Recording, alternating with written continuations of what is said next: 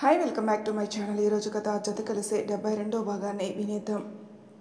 ఈ 7 అడుగుల దూరం ఈ మనిషితో కలిసి నడవడానికి నన్ను 7 సముద్రాలు తిప్పేలా ఉన్నాడుగా అని మనసులో రిషిని తిట్టుకుంటూ నించున్నాను నేను.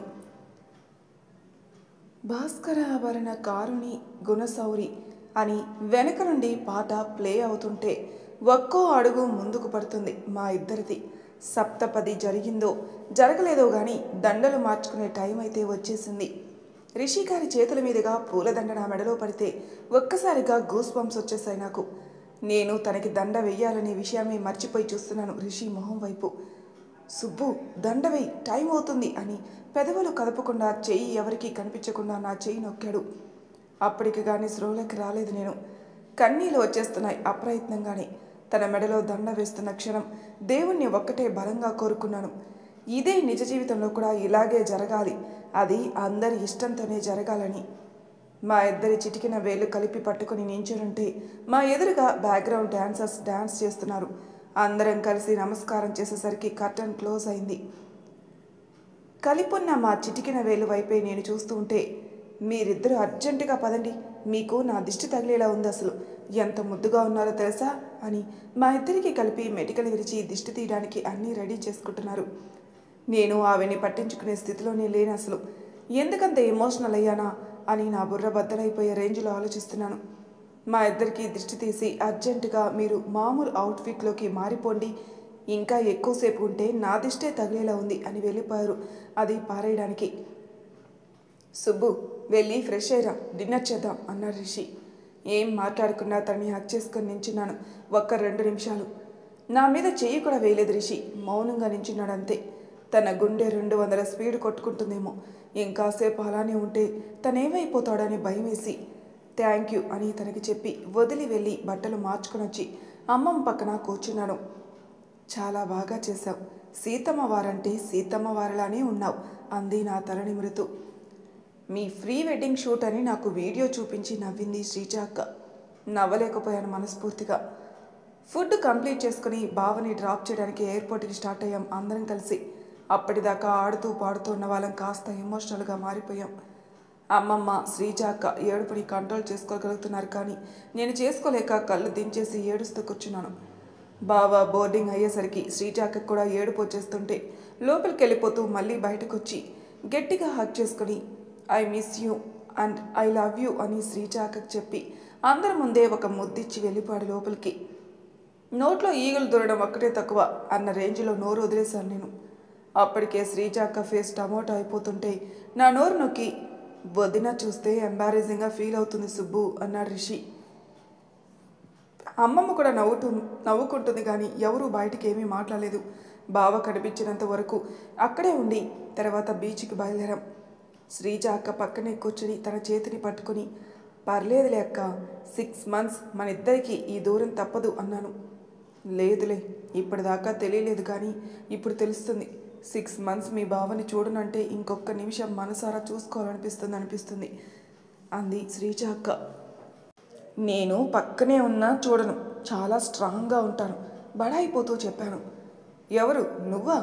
ఇందాక నువ్వు రిషిని హక్ చేసుకోవడం నేను చూడలేదనుకుంటున్నావా సుబ్బు పాప నవ్వుతూ అడిగింది శ్రీజ అక్క. నేనేం హక్ చేసుకోలేదు, జస్ట్ అలా దగ్గరగా ఉన్నామంతే అని అడ్డంగా బుకాయించే ప్రయత్నం చేశాను కానీ తీవ్రంగా విఫలమైంది. నేను చూశానుగా ఏం జరిగాయో అక్కడ అంది శ్రీజ అక్క నవ్వుతూ. ఓకే ఫైన్, ఆ మూమెంట్లో ఏదో చాలా ఎమోషనల్గా అనిపించింది, బ్యాడ్ వేలో హగ్ చేసుకోలేదు తల అడ్డంగా తిప్పుతూ చెప్పాను.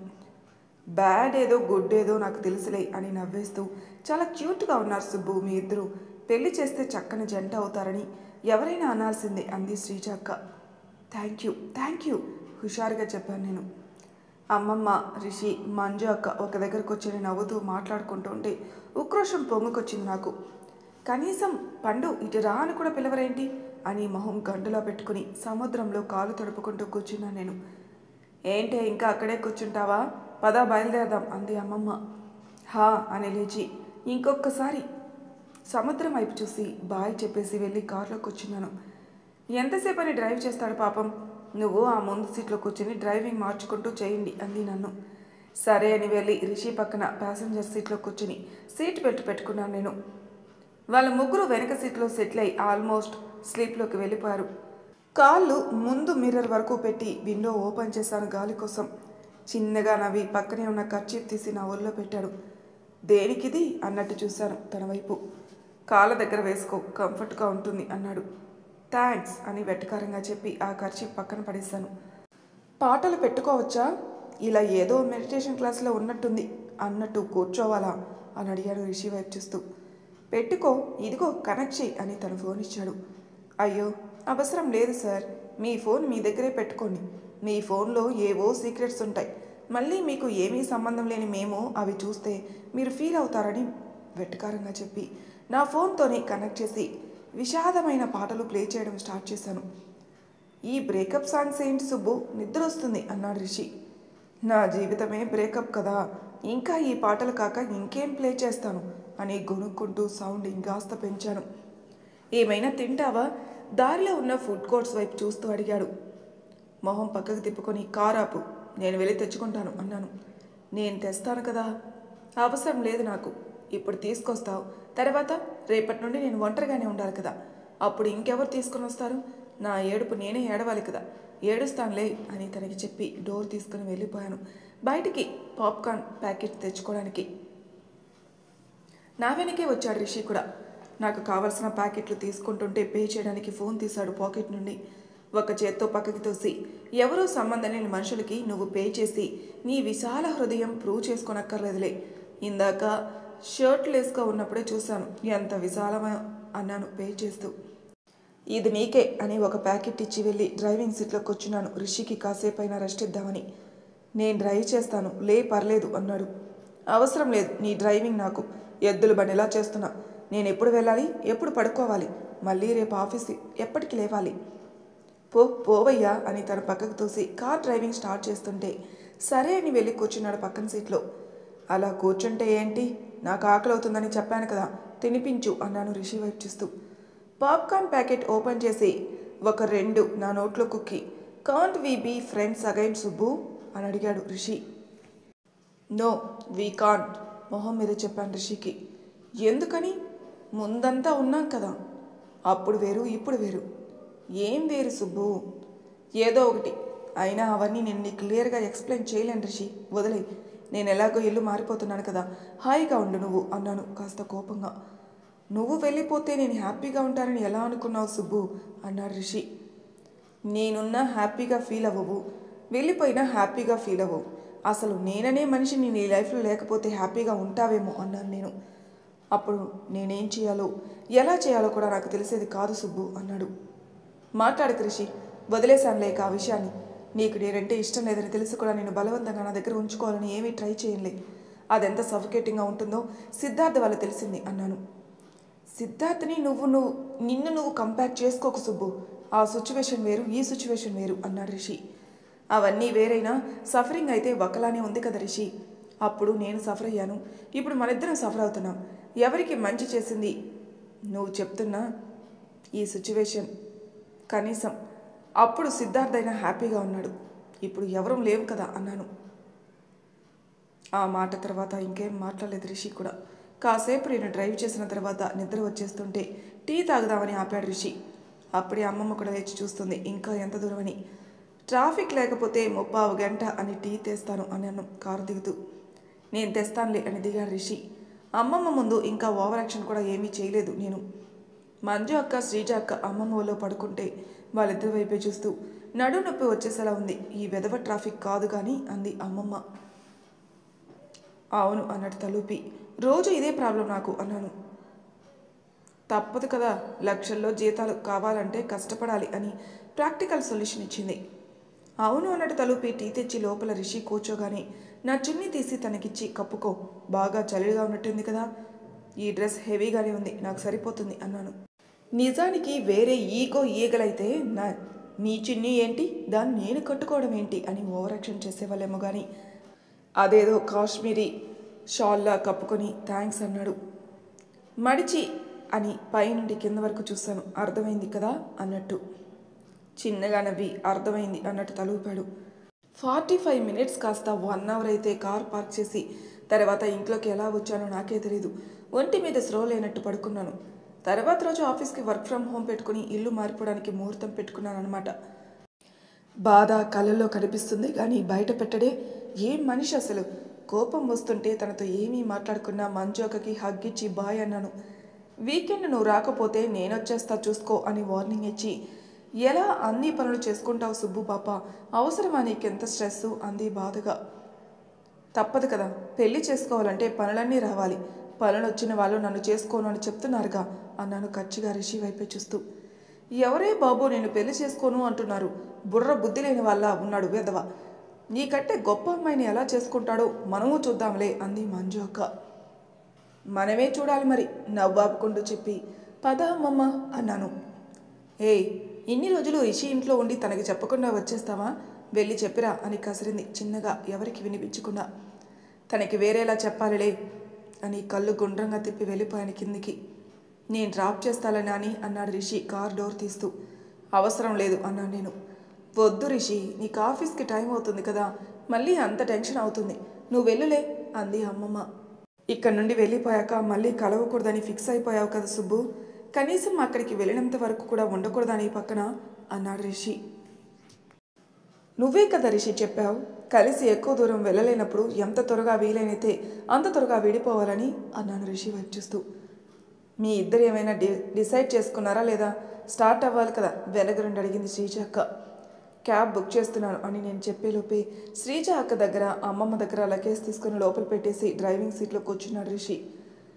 అంటే నా చేతిలో ఏమీ లగేజ్ లేదు, అందుకే నా దగ్గర తీసుకోలేదు. ఆ బ్యాక్ ప్యాక్ నా ఒళ్ళో పెట్టుకొని వెనక సీట్లో కూర్చోబోతుంటే, రిషి ఏమైనా డ్రైవర్ అనుకుంటున్నావా, వెళ్ళి ముందు కూర్చో, తప్పు అలా అంది అమ్మమ్మ. నువ్వు కూర్చో, నేను శ్రీజ అక్కతో మాట్లాడాలి అని చెప్పి వెళ్ళి వెనక సీట్లోనే కూర్చున్నాను మౌనంగా. రూడ్గా బిహేవ్ చేయకూడదు సుబ్బు అంది శ్రీజ అక్క నెమ్మదిగా. నాకు తన మీద కోపం వస్తుందక్క, నేను కంట్రోల్ చేసుకోలేకున్నాను.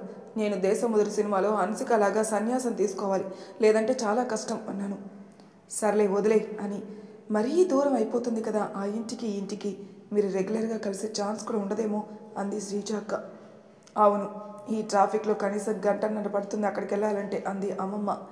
వెళ్ళాలంటే కదా, నేను వెళ్ళను, వాళ్ళు రారు, ఇబ్బంది ఏమీ లేదులే అన్నాను గొనుగుతూ.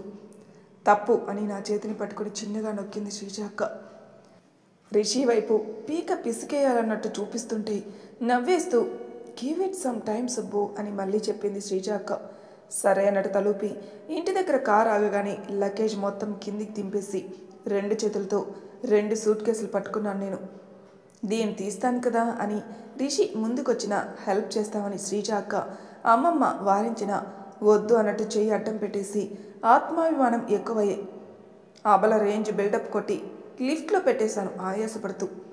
బాగుంది ఈ లొకాలిటీ, సుబ్బు ఆఫీసు కూడా దగ్గరే అన్నాడు రిషి. తనని పట్టించుకోకుండా ఇంటి డోర్ ఓపెన్ చేసి కుడికాలు ముందుకు పెట్టి రండి అని అందరినీ ఉద్దేశించి చెప్పినా రిషికే చెప్పాను. నువ్వు ముందు పెట్టు కుడికాలు, ఎడంకాలు పెడుతున్నావు అంది అమ్మమ్మ. ఓ సారీ అని తల మీద కొట్టుకుని కుడికాలు ముందుకు పెట్టి ఇంట్లోకి షిఫ్ట్ అయిపోయాను అనమాట. చిన్న ఇల్లే ఇది, 400 స్క్వేర్ ఫీట్, ఒక రూమ్ విత్ అటాచ్డ్ బాత్రూమ్, ఒక కిచెన్ అంతే. అందులో ఒక బెడ్, స్టడీ టేబుల్, కుర్చీ, ఫ్రిడ్జ్, పొయ్యి, టీవీ లాంటివి ఇంటి ఓనరే ఇచ్చాడనుకోండి. ఆయన ఈ ఇల్లు ఎప్పుడు అమ్మేస్తాడో తెలియదు కాబట్టి అడ్వాన్స్ ఏమీ తీసుకోలేదు. రెంట్ సరిగ్గా ఇస్తే చాలని ఒక రూల్ మాత్రమే పెట్టాడు. వాళ్ళ కిందనే ఉంటారు, చుట్టూ సీసీ కెమెరాలు పెట్టేసి ఉన్నాయి. లొకాలిటీ బాగుంది కాబట్టి ఒప్పుకుంది అమ్మమ్మ అయినా. కూర్చో రిషి, టీ తాగి వెళ్దు అంది అమ్మమ్మ. లేదు నాని, హోటల్కి వెళ్ళాలి, టైం అవుతుంది అని నా వైపు చూసి బాయ్ చెప్పాడు. మొహం పక్కకి తిప్పుకొని రూమ్లోకి వెళ్ళి కిటికీ దగ్గర నుంచి చూస్తున్నా. కింద నుండి కార్ స్టార్ట్ చేస్తూ మా ఇంటి వైపే చూస్తున్న రిషిని. పాప అమర ప్రేమిక, చూసింది చాలు ఇటరా అని లాక్కొచ్చి లంచ్కి ఏం చేసుకుందాం అని అడిగింది శ్రీజ అక్క. అప్పటికే ఏడుపు తన్నుకొస్తుంది నాకు, ఆకలిగా లేదు, నాకేమీ వద్దు అన్నాను ఉక్రోషంగా. నువ్వేమీ తినకు, అలా ఏడుస్తూ కూర్చుంటే మన ప్రాబ్లమ్స్ అన్నీ సాల్వ్ అయిపోతాయి కదా. నాకు తెలియని విషయం చెప్పావులే అంది శ్రీజ అక్క. నేనేమి ఏడవడం లేదు, కళ్ళు తుడుచుకుంటూ చెప్పాను. అవును, నీ కళ్ళు స్నానం చేస్తున్నాయి, నాకు తెలుసులే, ఇటురా. ఒక్కరితోవి ఉండాలంటే అన్ని పనులు నువ్వే చేసుకోవాలి. కుకింగ్, క్లీనింగు, బయట నుండి సామాన్లు తెచ్చుకోవడం, ఇంట్లో చిన్న చిన్న రిపేర్స్ ఏమైనా ఉంటే అవి, లాండ్రీ ఐరన్ చేసుకోవడం అన్నీ తెలుసుగా అంది శ్రీజ అక్క. ఆ మాట వినగానే కళ్ళు తేలేసి చూసి తెలుసు అన్నట్టు తెలీదు అన్నట్టు తలూపి నేను ఇక్కడ ఉండను, ఆ ఇంటికి వెళ్ళిపోతాను అన్నాను భయంగా. మరి తర్వాయి భాగంలో ఏం జరుగుతుంది నెక్స్ట్ ఎపిసోడ్లో తెలుసుకుందాం. అంతవరకు నా ఛానల్ సబ్స్క్రైబ్ చేయని వాళ్ళు ప్లీజ్ సబ్స్క్రైబ్ చేసుకోండి, లైక్ చేసి షేర్ చేయండి, మీ అభిప్రాయాలు నాకు కామెంట్ రూపంలో తెలియజేయండి. Thank you for listening.